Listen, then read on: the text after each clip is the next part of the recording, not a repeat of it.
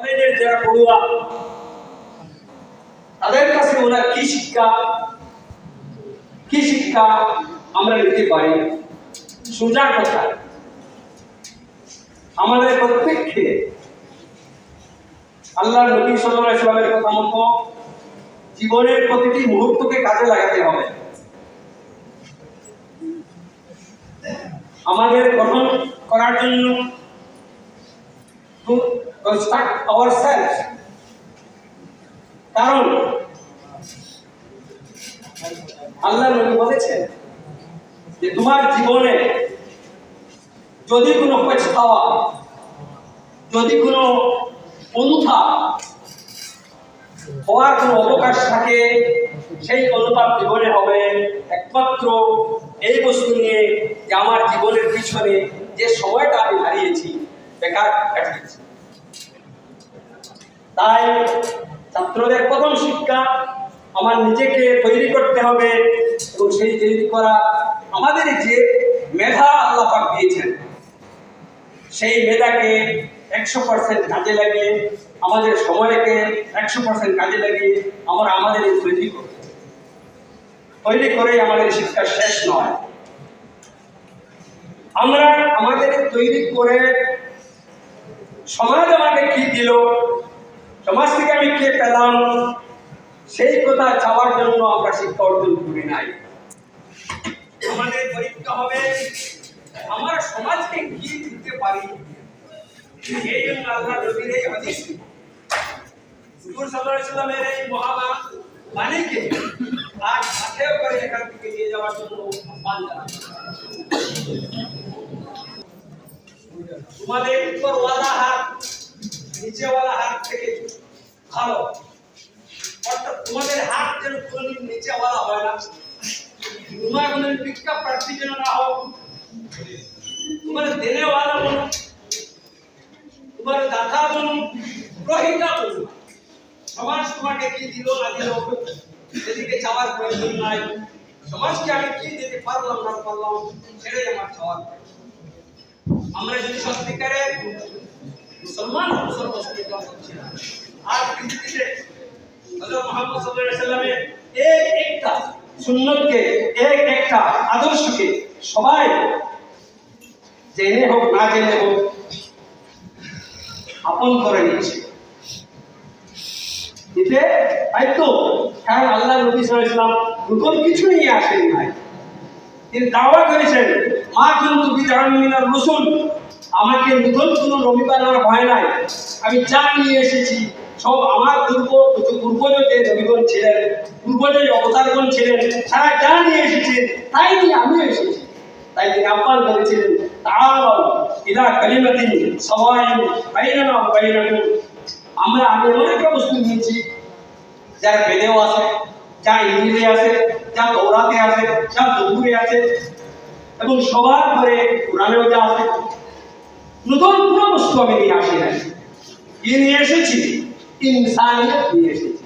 তাই শেখ বাহাদুরের ভাষায় हिंदू ना बोलूंगा मैं ना मुसलमान बोलूंगा, इंसान की औलाद हूँ मैं, इंसान बनूंगा। इंसान बनने के लिए, इंसान बनाনোর জন্য আমার নবী মুহাম্মদ সাল্লাল্লাহু আলাইহি ওয়াসাল্লাম এসেছিলেন। তার কুতুবা প্রায় 1 লক্ষ সরক্ষের মতো নবীগণ এসেছিলেন। সবার এক বাণী ছিল মানুষ হও, মানুষ হও, মানুষ হও, মানুষের জন্য উপকারী হোক, মানুষের জন্য উপকারী হয়। মানুষকে দেওয়া শিখো, মানুষ থেকে নেওয়া শিখো না। এই জন্য আমাদের প্রথম পদক্ষেপটা কি? কারণ আমি আজ ছাত্র কি শিখিয়ে কোন সিঁড়িতে পা দিলে আমি মানবতার উচ্চ শিখরে উঠতে পারি, সেই সিঁড়িটা আমাকে চিনতে হবে। সেই সিঁড়িটা হচ্ছে এই আল্লাহ নবী সাল্লাল্লাহু আলাইহি ওয়াসাল্লামের একটা হাদিস, লা ইউমিনু আহাদুকুম হাত্তা ইউহিব্বা লিআখিহি মা ইউহিব্বু লিনাফসিহি। তুমি মানব জাতি একা থাকতে পারে না। মানুষ একটা সোশ্যাল প্রাণী, সোসাইটিটা ছাড়া মানুষ থাকতে পারে না, জীবিত থাকতে পারে না। সব সময় তার সোসাইটির প্রয়োজন। সেই সোসাইটিতে চলতে হলে তোমাকে কি শিখতে হবে? যে শিখতে হবে এই আমার পাশে যে মানুষটা আছে ডান পাশে আছে, বাম পাশে আছে, সামনে আছে, পিছে আছে, তাদের সঙ্গে আমার সবসময় উঠা বসা, তাদের সঙ্গে আমার ব্যবহার কেমন, তাদের সঙ্গে ব্যবহারের একটা মাত্রই রাস্তা যে কোনো মানুষের সঙ্গে কোনো ব্যবহার করার আগে আমি চিন্তা করব সেই ব্যবহারটা যদি আমার সাথে করা হয় আমি কি রিঅ্যাকশন। এই জন্য কোরআনে পাকের আয়াতে বলা হয়েছে লা তাসুবুল্লাযীনা ইয়াদউনা মিন দুনিল্লাহ ওয়া ইয়াসুবুল্লাহা আদওয়াম বিগাইরি ইলম। আমরা জানি ইসলামে মূর্তি পূজা নিষিদ্ধ, ইসলামের প্রতিমা পূজা নাই, কিন্তু এটা আল্লাহর নবীর বাণী নয়, আল্লাহর বাণী যে তুমি যারা মূর্তি পূজা করে তাদের মূর্তিকে কোনো অবস্থায় কোনো অপশব্দ প্রয়োগ করো না, কারণ জবাবে যদি তারা তোমার আল্লাহকে অপশব্দ প্রয়োগ করে আল্লাহকে যে গালি খাওয়ানোর জন্য তুমি দায়ী। আল্লাহ নবী একদিন বললেন যে আমার সাহাবারা, আমার শিষ্যরা, তোমাদের মধ্যে কেউ কি আছো যে তার মাকে গালি দেয়, যে তার বাপকে গালি দেয়? এমন হতেই পারে না, এটা তো আমরা কল্পনা করতে পারি না। কেন? তুমি যখন তোমার ভাইকে তার মা বা বাপ তুলে গালি দেবে, তার জবাবে যখন সে তোমাকে বাপ তুলে গালি দেবে, তুমি তোমার বাপকে গালি দিবে। তাই প্রত্যেকেই ব্যবহারের আগে ভালো ব্যবহার করে খারাপ ব্যবহার করি। আমার সাথীর সঙ্গে এমনভাবে ব্যবহার করবো, যদি সে আমার সাথে এমনভাবে ব্যবহার করে তাহলে আমি তাকে ভালোবাসাটা হাত পাবো। এই জন্য আমি একজন মেহমানের কাছে গিয়ে আমার অতিথি পরায়ণ যে মেজবান, সেই মেজবানের কাছে গিয়ে আমি কি ব্যবহার করব, আমি নিজে প্রথম মেজবান বলি, তারপর চিন্তা করি। আমি একজন ছেলে, বাবার সাথে কি ব্যবহার করবো, মনে মনে একবার বাবা হই, বাবা হওয়া আমি ছেলের কাছ থেকে কি চাই, সেই ছেলে ব্যবহারটা আমি যেন আমার বাবার সাথে করি। এখানে যারা মেয়ে আছো, তোমরা কিছুদিন পর পুত্রবধূ হবে, কিছুদিন পর শাশুড়ি হবে, এরপর আস্তে আস্তে আরো তোমাদের বয়স বাড়বে। পুত্রবধূ হলে আমি আমার শ্বশুর শাশুড়ি স্বামীর সঙ্গে কি ব্যবহার করবো নিজে একবার চিন্তা করো। তুমি যদি শাশুড়ি, তোমার পুত্রবধূ তোমার কাছ থেকে কি আশা করে? তুমি যেদিন শাশুড়ি হবে সেদিন চিন্তা করো তুমি একদিন পুত্রবধূ ছিলে, সেই পুত্রবধূ হিসেবে তোমার শাশুড়ির কাছে তুমি কি আশা করেছিলে? এই হাদিসের মতলব এটা যে লা ইউমিনু আহাদুকুম হাত্তা ইউহিব্বা লিআখিহি মা ইউহিব্বু লিনাফসিহি। মনে রাখবে তো? রাখবে তো এই হাদিস? আল্লাহর নবীর এই সুন্নাত যে কোনো ব্যবহার করো, তোমার সাথে যদি এই ব্যবহার হয় তুমি কি রিঅ্যাকশন দেবে, এই রিঅ্যাকশন হিসাবে তুমি ব্যবহার করো। বাস মাসলা সাফ। আর দুই নম্বর কথা, ইয়াদুল উলিয়া হও, দাতা বনো, গ্রহিতা বনো না, ভিক্ষুক বনো না, দাতা বনো। সেই হিসাবে তোমার জীবনকে গড়ে তুলো, জীবনের প্রতিটি মুহূর্তকে তুমি ব্যবহার করো, এমনভাবে ব্যবহার করো, তোমার জীবনের প্রতিটি শক্তিকে এমনভাবে ব্যবহার করো যেন পরবর্তীতে সেই অনুতপ্ত হতে না হয় যে হায় আমার সময়টা বেকার গেল। আমার কথা দীর্ঘায়িত না করে শেষ করি। ধন্যবাদ।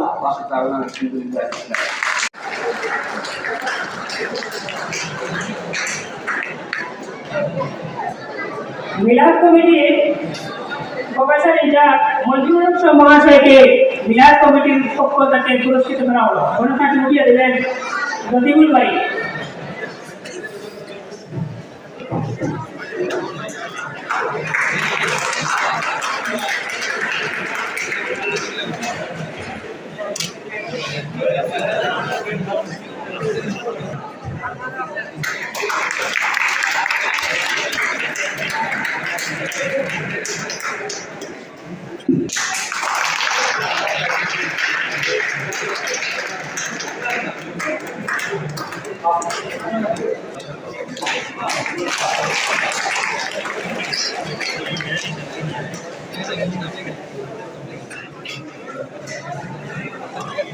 Tocó কৃষ্ণজ্যোতি দাস মহাশয়ের কৃতজ্ঞতা জ্ঞাপন করছি যে আজকের এই অনুষ্ঠান আয়োজনে সিরাতুন নবী মাহফিল আয়োজনে উনি সর্বপ্রকার সহযোগিতার হাত বাড়িয়ে দিয়েছিলেন। আমরা কৃতজ্ঞতা জ্ঞাপন করছি কলেজ পরিচালনা সমিতির সভাপতি শ্রী অরুণ কুমার সেন মহাশয়ের। উনি ওনার বহু মূল্যবান সময় এখানে আমাদের মধ্যে ব্যয় করেছেন। আমরা কৃতজ্ঞতা জ্ঞাপন করছি আজকে এই মিলাদ মাহফিলে মুখ্য অতিথি যিনি ছিলেন আসিমিয়া টাইটেল মাদ্রাসার অবসরপ্রাপ্ত অধ্যক্ষ আবু মোহাম্মদ সুফিয়ান সাহেবের। আমরা কৃতজ্ঞতা জ্ঞাপন করছি আজকের এই মিলাদ মাহফিলে যিনি সম্মানিত অতিথি, যিনি সুদূর কলকাতা থেকে আলিয়া বিশ্ববিদ্যালয়, যে প্রতিষ্ঠানটিকে আমরা ব্রিটিশ ভারতের প্রথম শিক্ষা প্রতিষ্ঠান হিসেবে চিনি, কলকাতা মাদ্রাসা, যেটা আজ উন্নীত হয়ে আলিয়া বিশ্ববিদ্যালয় হয়েছে, সেখান থেকে ওনার মূল্যবান সময় ব্যয় করে উনি আমাদের অনুরোধে আজ আমাদের মধ্যে এসে উপস্থিত হয়েছেন এবং আমরা আশা করছি অদূর ভবিষ্যতে এই নবীনচন্দ্র কলেজ এবং আলিয়া বিশ্ববিদ্যালয়ের মধ্যে একটা যুগসূত্র স্থাপন হলো। আমরা ওনার আমাদের মধ্যে উপস্থিতির জন্য আমরা আমাদের হৃদয়ের দিক থেকে, আমাদের অন্তরের অন্তর থেকে ওনার প্রতি কৃতজ্ঞতা জ্ঞাপন করছি। আমি কৃতজ্ঞতা জ্ঞাপন করছি আমাদের কলেজের উপাধ্যক্ষ ডক্টর দেবজ্যোতি দাশগুপ্ত সহ আমার অগ্রজ অনুজ বন্ধুপ্রতি সহকর্মীবৃন্দের। আমি কৃতজ্ঞতা জ্ঞাপন করছি এই সিরাতুন নবী মাহফিল কমিটি যারা প্রফেসর ইনচার্জ ছিলেন, ওনাদের সবাইকে আমি এই কমিটির সকল সদস্যদের প্রতি সাধারণ কলেজ পরিবারের তরফ থেকে আমি ধন্যবাদ জ্ঞাপন করছি। আমি ধন্যবাদ জ্ঞাপন করছি আমার প্রিয় ছাত্রছাত্রীগণ যারা এতক্ষণ ধরে সুশৃঙ্খলভাবে এই সিরাতুন নবী মাহফিলকে সাফল্যমণ্ডিত করে তুলতে সহযোগিতার হাত বাড়িয়ে দিয়েছেন। তারা অত্যন্ত ধৈর্য সহকারে প্রতিটি বক্তব্য শুনেছেন। আমি কৃতজ্ঞতা জ্ঞাপন করছি আইপিএসসি কোঅর্ডিনেটর অধ্যাপক জয়নাল আহমেদ স্যারের। আমি কৃতজ্ঞতা জ্ঞাপন করছি এই সিরাতুন নবী মাহফিল আয়োজনে আমাদের কলেজের চতুর্থ তৃতীয় বর্গের যারা কর্মচারী রয়েছেন, তারা যেভাবে বিভিন্ন উপায়ে আজকের এই মাহফিলকে সার্থক করে তুলতে তাদের সহযোগিতার হাত বাড়িয়ে দিয়েছিলেন। আমি কৃতজ্ঞতা জ্ঞাপন করছি যারা এখানে মাইক সাউন্ড সিস্টেমে আমাদের এই মাহফিল আয়োজনে সহায়তা করেছেন। আমি সবার প্রতি কৃতজ্ঞ, যাদের নাম আমি উল্লেখ করতে পারিনি, যারা বিভিন্নভাবে এই মাহফিল আয়োজনে সহযোগিতা করেছেন, সবার প্রতি আমি ধন্যবাদ জ্ঞাপন করে আজকের এই ধন্যবাদ পর্ব এখানে শেষ করলাম। ধন্যবাদ।